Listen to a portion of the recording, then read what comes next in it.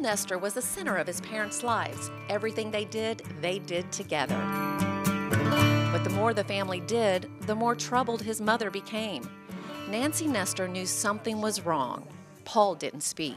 You know, the normal things a child would come up and ask or just be interested in, we didn't have any of that at all. It took more than a year to get the diagnosis.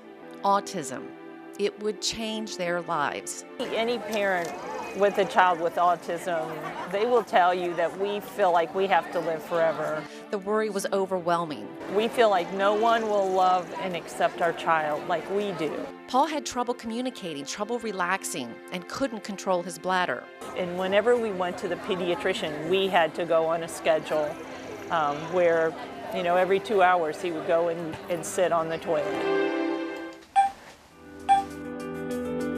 Nancy Nestor researched options. Along with traditional therapy, Nancy found help here at Siber Imaging in Charlotte with Myra Preston, a certified and licensed neurophysiologist. We're actually changing the neurophysiology of the brain, which involves how the neurons are communicating to one another. Through neurofeedback, Preston places electrodes on the person's scalp, then connects the wires to a computer program. And then you want the cheetah to win to get to the finish line.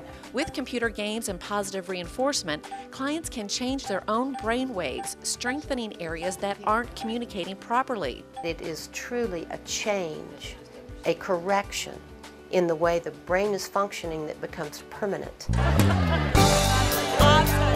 While neurofeedback won't cure autism, Nancy believes the treatment changed her son's life.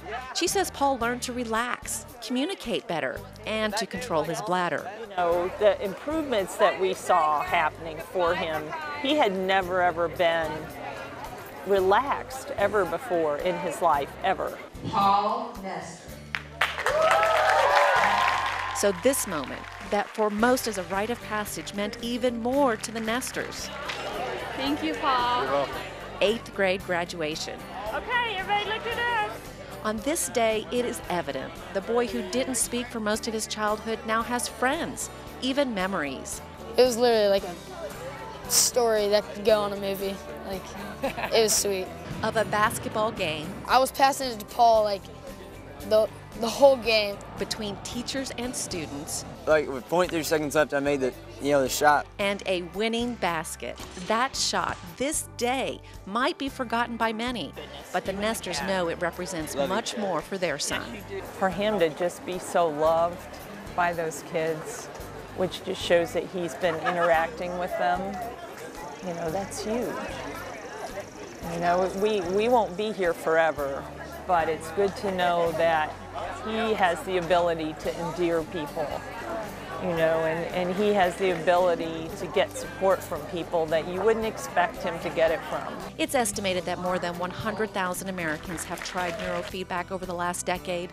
We invite you to contact us to learn whether neurofeedback might work for you.